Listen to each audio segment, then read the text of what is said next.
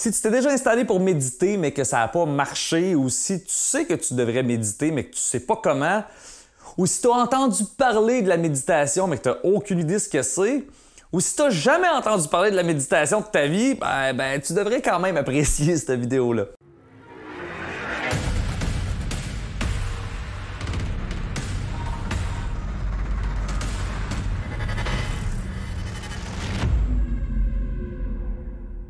Je fais la promotion de la méditation à tout le monde de mon entourage depuis des décennies et je reçois généralement les deux réponses suivantes.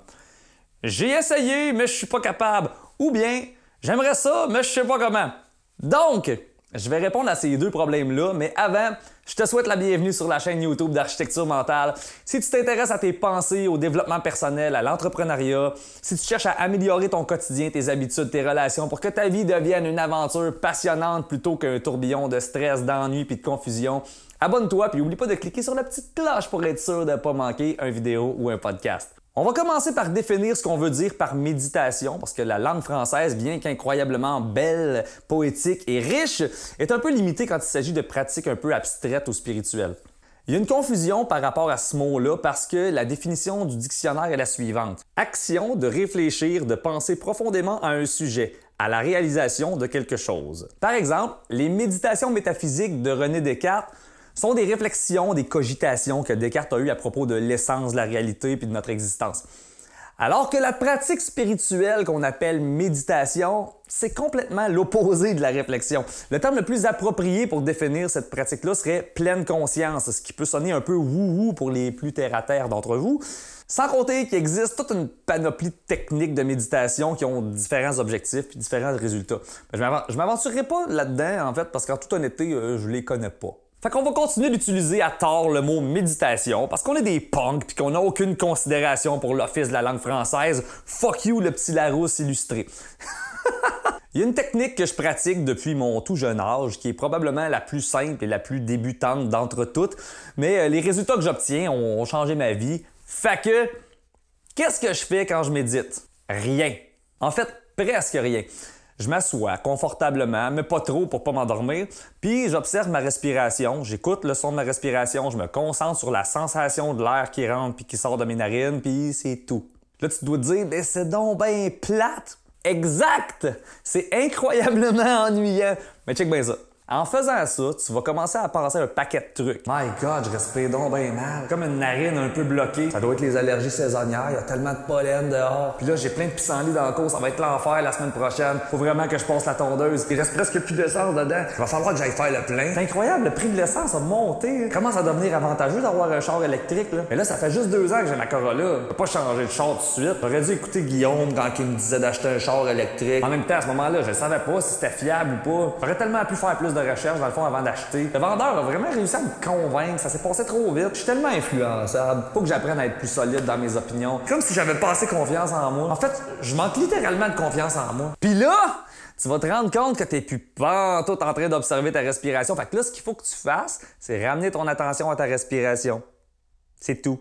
En bout de ligne, c'est un exercice de concentration. Il y a une mauvaise conception qui circule qui dit que méditer, c'est arrêter de penser. Méditer, c'est essayer d'arrêter de penser en te concentrant sur quelque chose de super simple, comme ta respiration. Bon, OK, mais ça sert à quoi de faire ça? Premièrement, ça sert à avoir un meilleur contrôle sur ton attention et ta concentration. Plus tu vas t'entraîner à ça, plus ton focus va s'améliorer. Je suis certain que tu es capable d'imaginer les résultats que ça va avoir sur ta vie. L'autre utilité qui vient avec un peu plus de pratique, c'est que ça fait en sorte que tu prends une certaine distance face à tes propres pensées, tu finis par percevoir leur nature répétitive, puis tu finis par te rendre compte que la majorité de tes pensées sont pas vraiment volontaires, puis sont plutôt des patterns qui reviennent comme une cassette sur auto-repeat. Puis quand tu es capable d'observer tes pensées avec ce détachement-là, ben, tu es moins porté à agir de façon impulsive, parce qu'en bout de ligne, une action impulsive, c'est une pensée automatique qui émerge après un stimulus X qui te pousse à poser un geste sans l'intervention du libre arbitre, du choix. Puis ça va même plus loin que ça. Quand tu arrives à observer tes pensées avec détachement, tu finis par observer l'impact que ces pensées-là ont sur tes émotions, ta posture, ta respiration, puis en bout de ligne, sur ta santé. Puis le plus important, c'est que quand tu arrives à observer tes pensées, tes émotions, ta posture, ta respiration, ben, tu peux travailler à les modifier, ce que tu peux pas faire en vivant sur le pilote automatique. Par exemple, si tu es porté à t'écraser aussitôt qu'il y a la moindre confrontation, à force de méditer, tu peux développer le réflexe de t'observer pendant la confrontation puis de changer ta réponse à cette situation-là. Finalement, la méditation, ou plutôt la pleine conscience, aussi simple et ennuyant que ça puisse paraître, c'est la porte d'entrée de l'amélioration personnelle. Parce que oui, pour régler un problème, la première étape, c'est de réaliser qu'on a un problème, mais l'étape suivante, c'est de comprendre la mécanique de notre problème dans le détail. Pour faire une analogie un peu simpliste, l'autre jour, mon garçon jouait avec une petite auto, puis là, en pesant trop fort dessus, il a disloqué les roues. Puis du coup, je me suis dit, tu l'as brisé, c'est une petite auto cheap à 50 cents, c'est pas grave. Mais là, j'ai fini par réaliser, après m'être rendu compte que ça faisait 6 heures en ligne qu'il pleurait en faisant le bacon à terre, que cette petite auto-là est importante pour lui.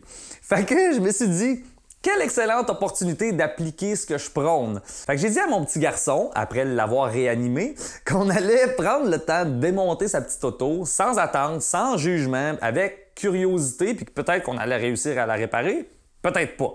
Mais dans tous les cas, on allait apprendre quelque chose. Fait qu'on a observé comment c'était fait, on a démonté le truc, on s'est rendu compte qu'il n'y avait rien de cassé, qu'il y avait juste un bearing ou un caliper, je connais rien à l'automobile, mais qui était déclippé. Fait qu'on l'a reclippé. On a refermé l'auto, puis elle était réparée. Puis mon petit gars était tellement content qu'il est tout de suite allé jouer avec un autre jouet qui avait absolument aucun rapport avec ça. Mais bref, si tu veux réparer quelque chose, la première étape, c'est d'observer comment c'est fait, puis ça vaut pour ta tête aussi. Si tu passes ton temps à être occupé, à te divertir, à travailler, puis tu t'accordes jamais de temps pour observer attentivement ce qui se passe dans ta tête, tu vas passer ta vie à subir tes patterns automatiques. À quelque part, tu vas être un peu comme ton propre esclave, ou plus précisément, l'esclave de ton inconscient. La façon de réécrire les patterns de l'inconscient, c'est de les éclairer avec la flashlight de la conscience. Puis la première étape pour faire ça, c'est de t'asseoir, de fermer ta gueule, d'observer ta respiration, puis d'y ramener ton attention chaque fois que tu t'égares dans tes pensées, sans jugement, sans culpabilité. That's it.